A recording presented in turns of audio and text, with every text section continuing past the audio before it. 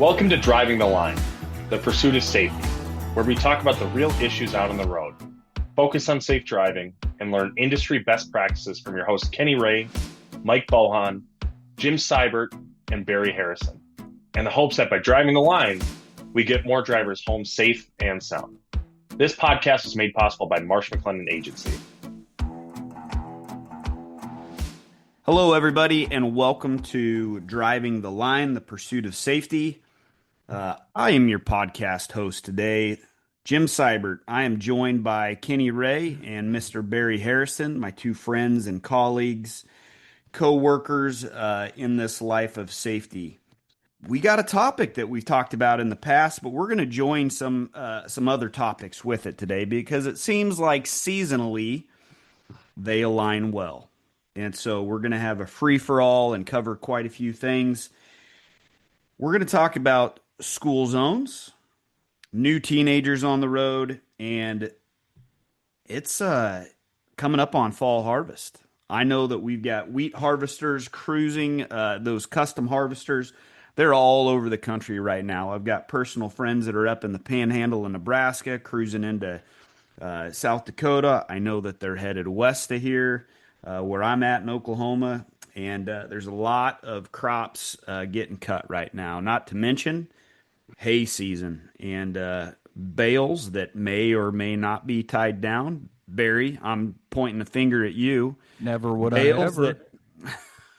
Bales that may or may not be tied down and secured, because we're only moving them from the field 5 miles from the house. I only got to do 2 or 3 miles of highway. So without further ado, gentlemen, many times we've talked about distracted driving, and we focus a lot about the actions of the driver.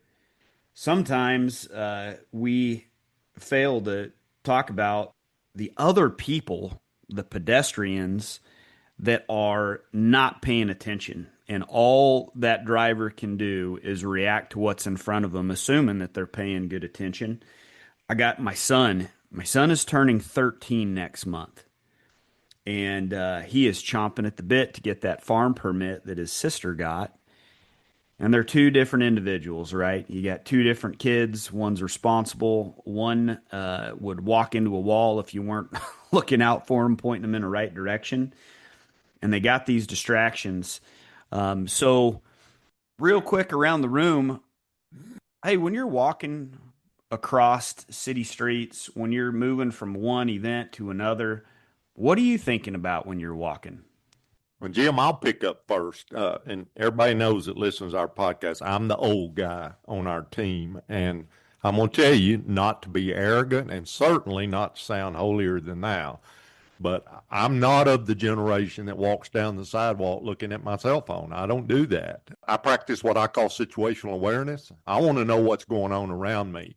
But I realize that each day that passes, I'm more of an anomaly because the majority of people I see walking down the sidewalk, they're holding their cell phone and looking at it or scrolling or texting. And number one, I'm not even coordinated enough to do that. But, you know, you're talking about people outside of the vehicles, pedestrians. That is a dangerous combination, just to be walking around near motor vehicles and not be paying attention if you're a pedestrian. But you said something else that I want to pick up on, and I want both of y'all's ideas on this because y'all are both really, really bright guys. You talked about seasonal changes. I have thought back over the year, you know, and all four, well, Mike too, Mike's not with us today, but all three of us that are on today, we were raised in rural areas, and seasonal changes always meant something related to agriculture. But seasonal changes also tremendously affect driving and traffic patterns. And, you know, here we are, we're transitioning from the summer into the fall, and school's going to be starting back. And I know you're wanting to talk about school zones and school buses and extracurricular activities and team drivers and all of those things happen. But you think about the 4 seasons we have.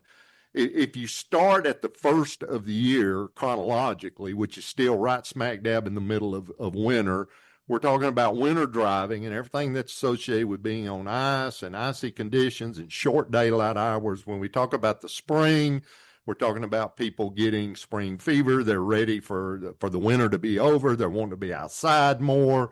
The days are starting to get longer. We have a change of daylight savings time. We move into summer. People are going on vacation. They're not paying any attention to what they're doing.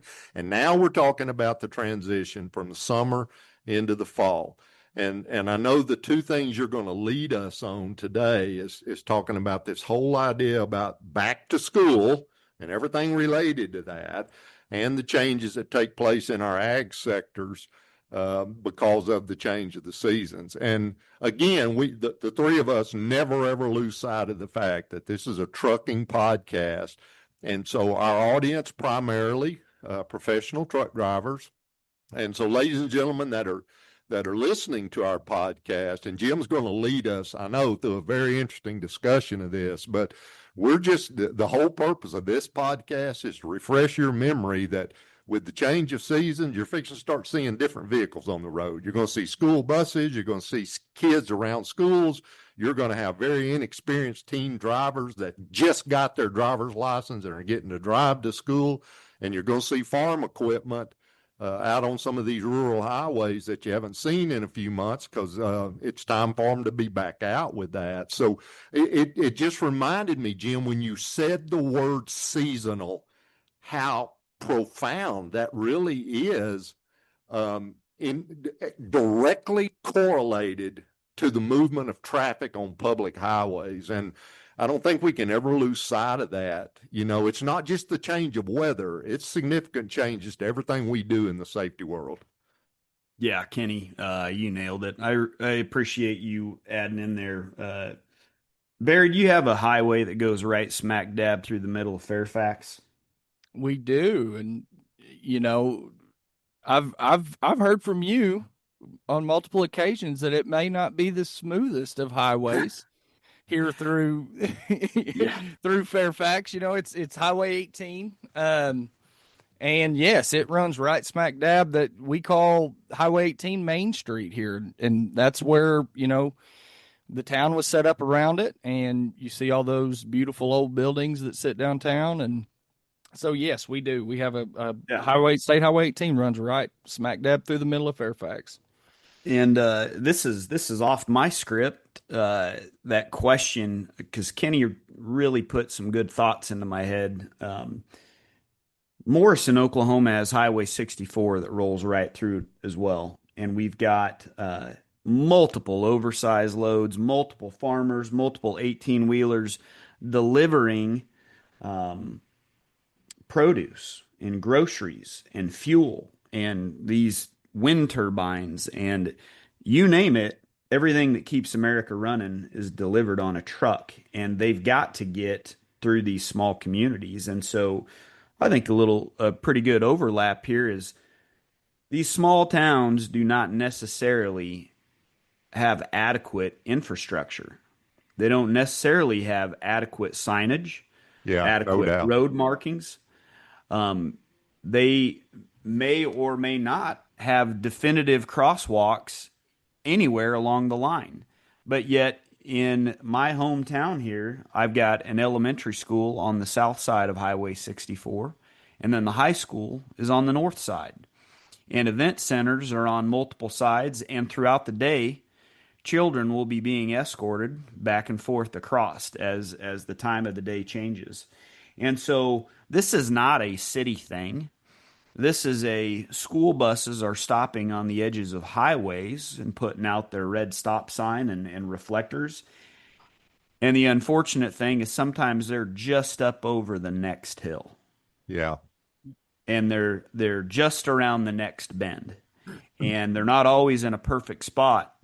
And so being aware of the time of day you are passing through these areas is first and foremost.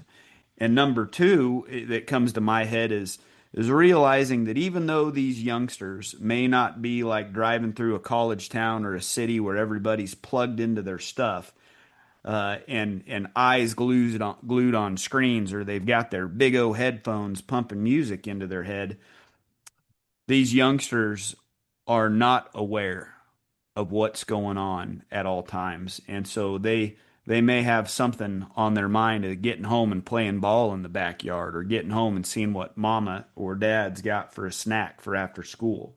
Just awareness around them and the new changes that they're going to be feeling as they're 1 year older going back to school. And maybe that comes with new freedoms.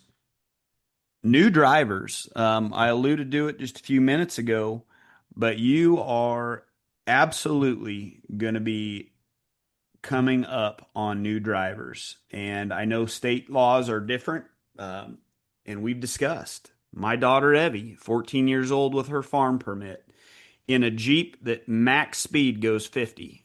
At 50 miles an hour plus, it starts to feel like a spaceship taking off. So 50 is her speed limit.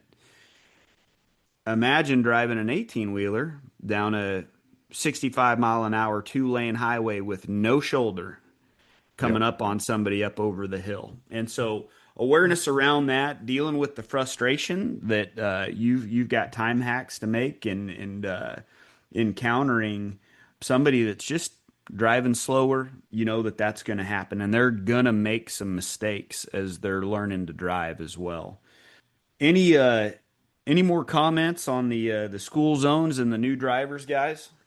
Yeah, I mean, Jim, this question's more kind of for you, but and it's tongue in cheek, I'll say it, but like with the headphones you mentioned, the big over the ear headphones, when did those come back?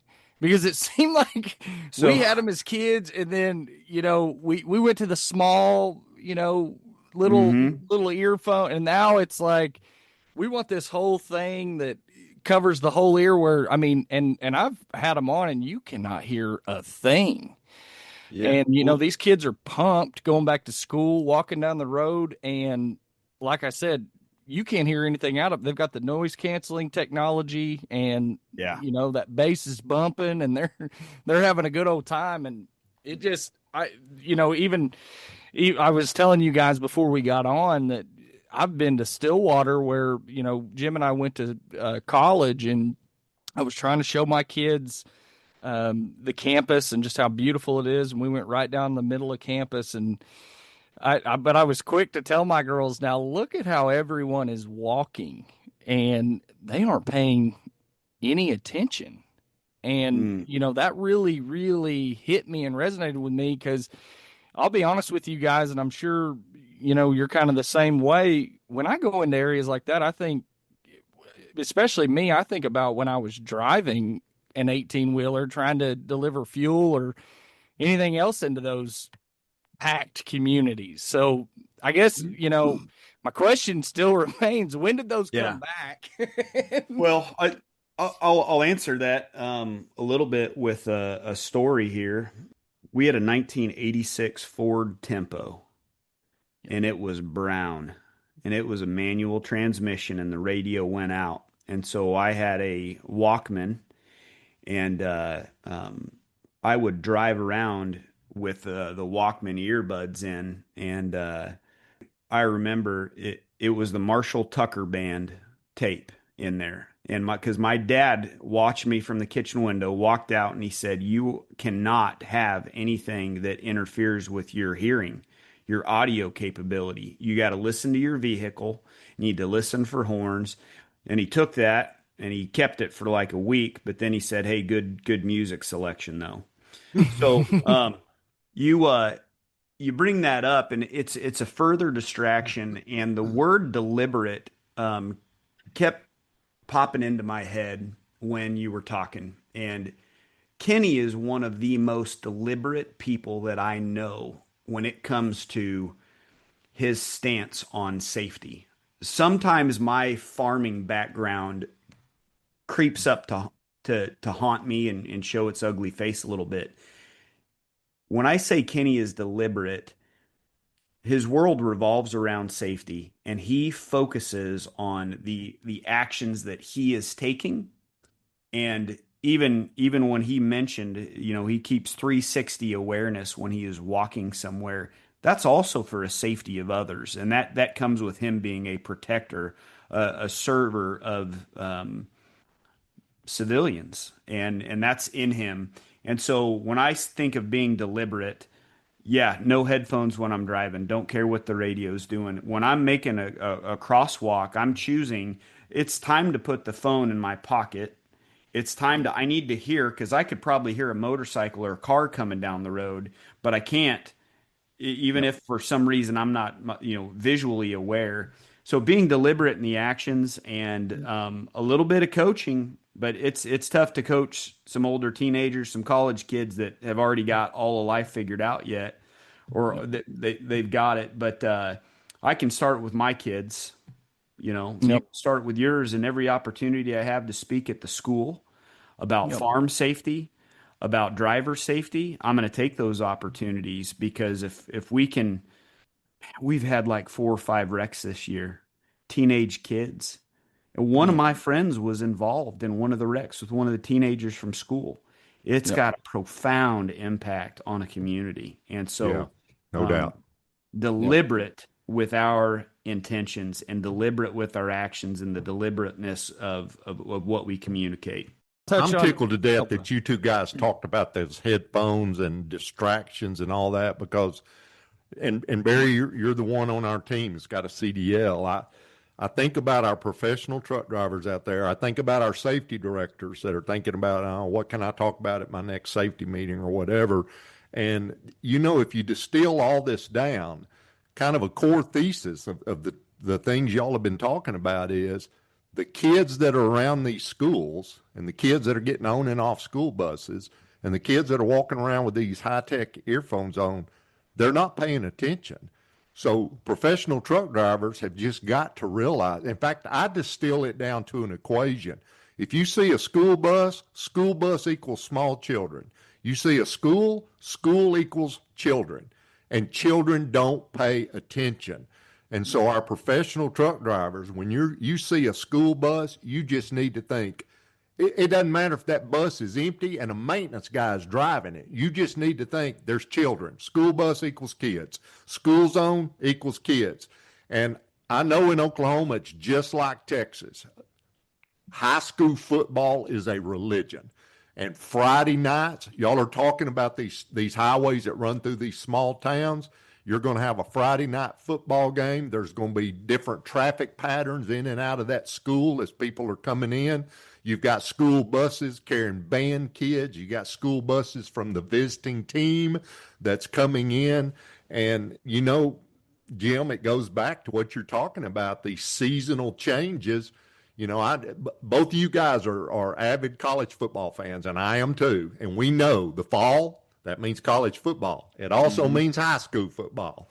And every Friday night in Texas, you can be 15 miles from a town, and you'll see the glow of the lights from the football field, okay? Because there is a Friday night football field, a Friday night football game. So, if y'all ask me, describe in just a very few words what this session ought to be about, I would say this: schools equal kids, and truck drivers need to be aware of kids. Yeah, that's excellent.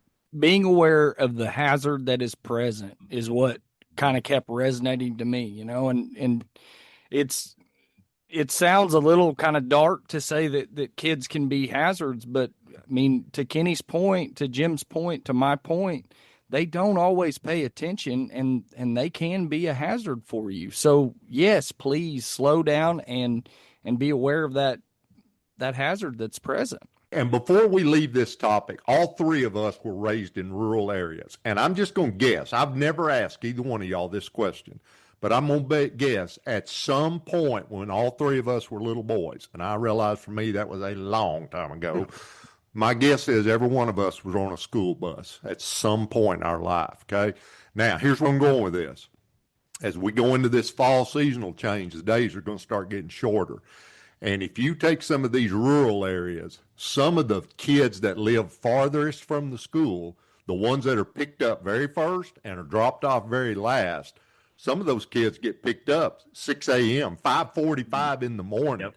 And I don't know how many times, and y'all have done it too, you've been driving down a 2-lane road at 5:30, 5:45, 6 in the morning. We're going to an appointment somewhere, and you come around a curve, and there's 3 or 4 little kids standing in a driveway in the pitch dark, And my heart always just races and says, golly, I'm so glad that little boy didn't run out in the road, because I was on him before I even saw him, because they're just standing there, because they do that every single morning. They're not afraid of the dark. That's their driveway, and they're waiting on their school bus. But if I'm ahead of their school bus, I come around a curve and my lights illuminate these little children. And we're talking about little kids, kindergarten, 5-year-olds. I mean, they're little bitty dwarfs, you know, and they're just standing there on the side of the road. And it almost breaks my heart to think about what the tragedy could be there if a driver wasn't paying attention and drove off the highway and hit those kids. It just is a disaster beyond description. Well, Kenny, you're talking to one of the guys. I was that knothead kid that I was the first one picked up in the morning, and I was going to be the last one to get off. And I was on about 6 or 6:15 every morning. I got on the bus and I rode it for about an hour every day. And to your point, I remember vividly as a young kid, you know, Dad would have the nurse tank in the yard because, you know, he's plowing or whatever, and just standing down there at the end of the driveway. And I lived on a very busy country road. It's a back road to Ponca City is what everybody calls it. And you talk about people fly. And yeah. It was evident to me. Luckily we had a pipe fence that ran all the way around the property, and I just made it common practice, because after a couple conversations with my mom and dad, you know, because I'd like to throw some rocks across the road every now and then and do little knothead stuff.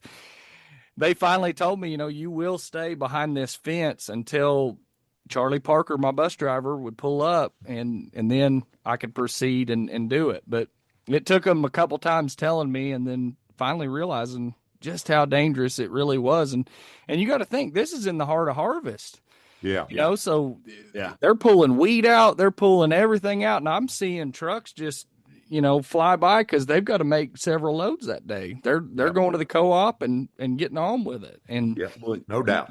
You brought up harvest, so I think that's a good transition here. But before we slip over, I do want to give that nice shout out to Charlie Parker for putting up with you for all those years. And then I also want to say, my driveway, I had to walk uphill both ways to the end of it in the snow. Oh, okay? You're that guy that Yes, had that driveway. Yeah, yes, sir. The one that defies physics. Yeah. All right. Well, ag. Gentlemen, I was just over at the Texas Cattle Feeders Association, their summer event in, what was it called? Inn of the Mountain of the Gods. I think I said that right, but just west of Roswell, New Mexico, about 90 miles west of there, a little town called Muscalero. So I was coming back from that trip, and somewhere in between Amarillo and the great state of Oklahoma, I ran into, on a little 2-lane highway, I ran into a combine that was hauling its own header on a trailer. I was going with the flow of traffic. Everybody comes to a standstill, and we're coming up over a hill. And they believe that since that thing's only going 25 miles an hour, everybody and their dog thought that it was okay to pass going up a hill. Not to mention, we didn't have a shoulder. So half the time, this combine is straddling, they're left of center, or they got their dualies on the front sticking over, and they're dodging mailboxes and they're dodging reflectors. And this farmer is just trying to get to the next field. So I got a couple vehicles in front of me, and they pass safely. Well, when I got up to the back side this is a newer, I don't think we can say brands. I'll just say it was John Deere Green, so I didn't say the brand. But I'm behind this pretty new combine with a pretty nice header on it, and all I can see is one light flashing. But they had their warning triangle up, warning triangle on the back of the header trailer, and all I can see is that one flasher, because I can't get over far enough on the right to see, are these hazards or is he signaling? And then people we're on the top of the hill, and people start passing me going down, passing me from behind. Well, I didn't have my passing. I didn't have my change lane signal on, so they were just doing what they were doing. I ended up stuck behind this person as I was trying to figure out whether it was a blinker or if it was the hazard because I couldn't see it. And I know from experience in the agronomy world that left-hand turns have caused the most incidents between the regular four-wheel vehicle and those tractor implements because they're just turning to the next field or the next country road. Well, like I said, I was stuck back there for about 30 minutes as I was trying to figure it out because I was thinking in my head, I've had many opportunities, but here's another driveway into a field. Here's another gravel road. I don't want to join that statistic, so let me just see what's going on. Ended up getting a perfect spot, nobody coming to pass. But I had to remove my own need to rush. I had to remove the hurry out of what I considered to be a successful trip, right? There wasn't a time I had to be home. I wasn't racing a clock.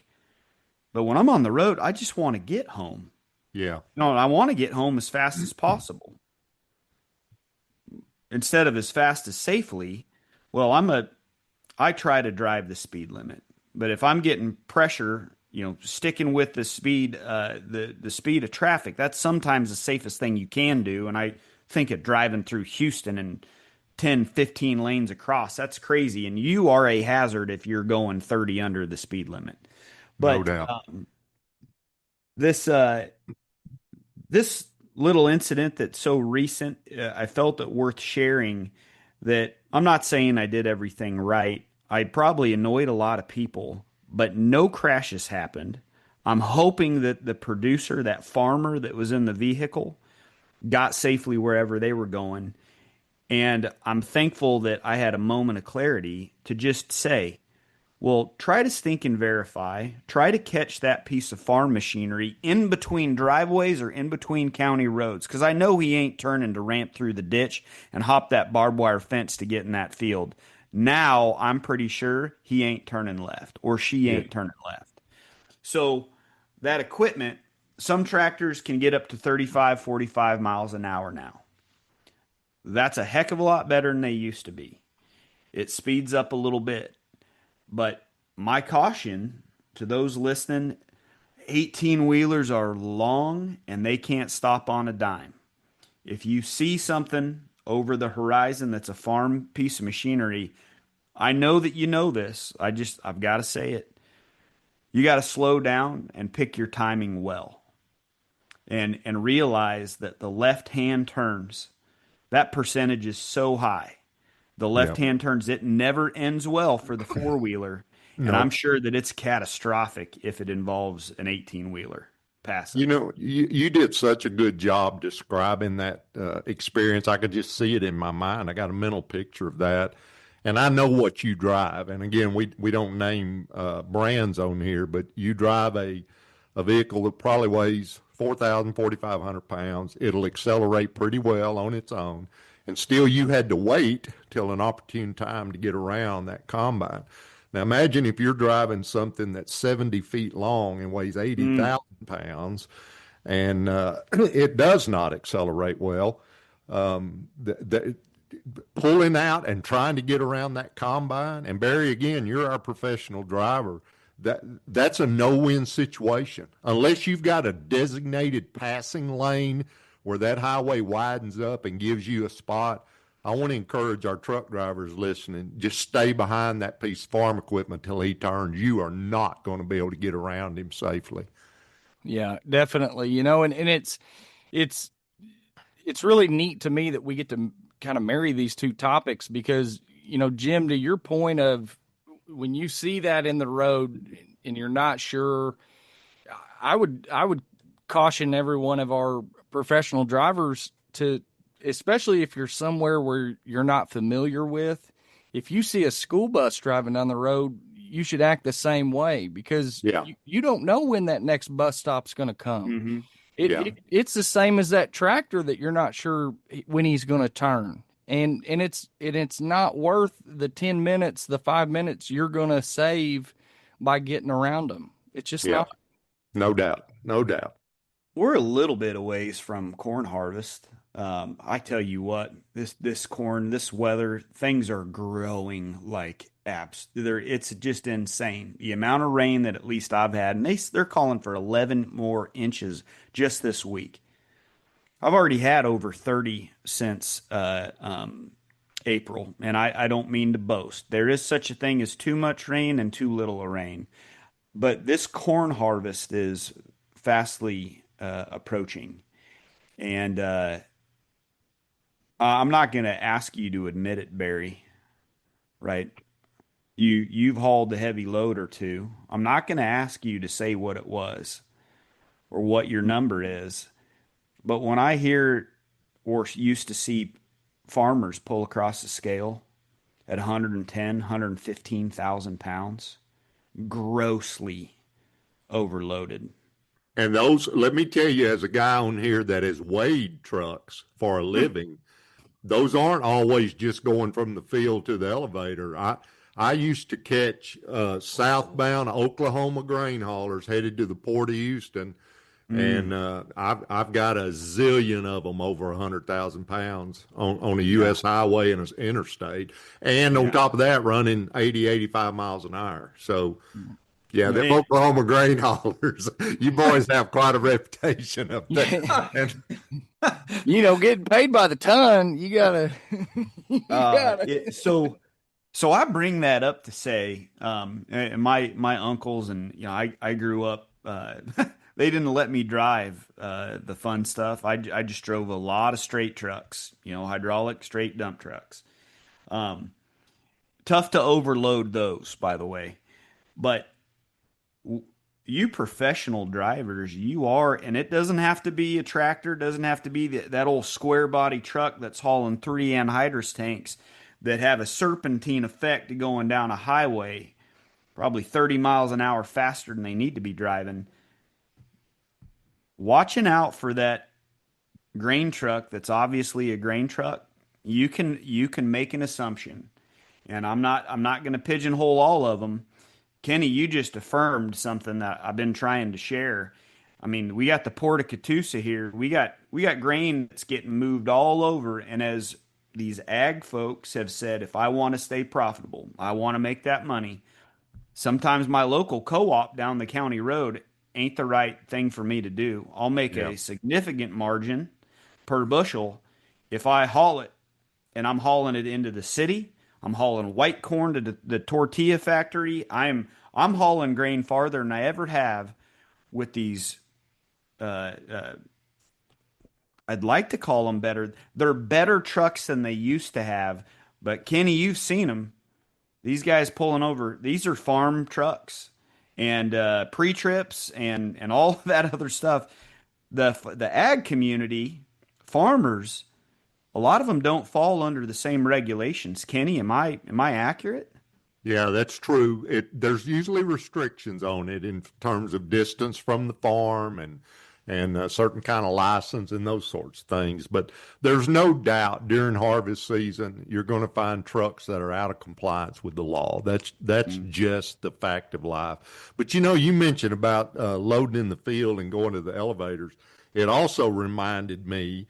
And you talk about corn harvest. We are actually already harvesting corn in South Texas. It'll move up y'all's direction pretty quick. But a lot of times those fields are still muddy. And when they're coming out on the road, if you're driving in that area, there's liable to be mud on the road. And y'all have seen it. I mean, we're talking about chunks sometimes. It's as big as a cinder block. And if it sits out there in that sun and bakes, before long, it's hard as concrete. And that'll tear past your car all to pieces. So there's all sorts of hazards. And again, Jim, we never ever practice or do a rehearsal on these podcasts. And I'm just tickled to death that you started this off talking about seasonal changes, because here we've talked about the change with kids around schools. We've talked about the changes because of the ag harvest that's starting to come in. And again, to our professional truck drivers and our safety directors, we ask that our drivers be aware of these things. Hey, schools equal kids, school buses equal kids. Farming means hazards out on the highway. And Mr. and Miss Safety Director that listen to our podcast, take these topics and use them as well with your safety talks and your toolbox talks with your drivers. So super intro into this topic. I'm just tickled to death you started off talking about seasonal changes, because that is so and along with that, I want you to think about this, and we've done an entire topic on this before, but we're talking about going into the fall, and any of our listeners that run to west to the mountain states, September 1, Colorado chain laws kick in. Mm-hmm. They may not have any snow or ice yet, but you've got to have chains on that truck, not on the tires. You just have to have the chains with the trucks. And it's basically, you take the Rocky Mountain area, you start at New Mexico and go to Colorado and go into Wyoming, Montana, and then everything west of there, Utah, Washington State, Oregon, Northern California, they've all got chain laws. And, we're just around the corner from that, talking about snow chains and chain laws. And daylight savings time is going to hit us, and days are going to get very short, and it's going to still be dark in the morning and get dark at 5:15, 5:30 in the evening. So, there's a bunch of hazards. Again, I'm just tickled to death you started off talking about seasonal changes, because it profoundly impacts driving. One thought closing out here, Kenny, I think you led into a closing here pretty good. And the final thought that I want to share about ag stuff is be aware and be deliberate about the speed mismatch of the typical ag equipment coming out of a field compared to how fast you can go in your 18-wheeler, and out. I'm just comparing to there's a lot of families, a lot of kids, a lot of people driving little farm trucks around getting to the next field as well. We would love to hear from you. If you've been a long-time listener and or a brand new listener, and anything we talk about, something pops up into your head, you want us to elaborate further on. You want to bring something up to our attention. You want to share a story. There's a link that are on all these podcasts. Drop a question. I know that these podcasts also get put on a YouTube channel. You can make a comment there and we'll catch it. And we'd love a little bit of interaction. So for us at Driving the Line, I want to thank you for listening and joining today. And we will look forward to the next time we get to visit. And you get to hear us country boys crack up a little bit. And we will catch you on the next episode. That's all the time we have for this edition of Driving the Line, the pursuit of safety. We hope you enjoyed our discussion, and thank you for listening. You can rate, review, and subscribe to Driving the Line, the pursuit of safety on Apple Podcasts, Spotify, YouTube Music, or any other app you're using. You can also follow Marsh McLennan Agency on LinkedIn, Facebook, and Instagram. Until the next time, thanks again for listening. Drive safely, everyone.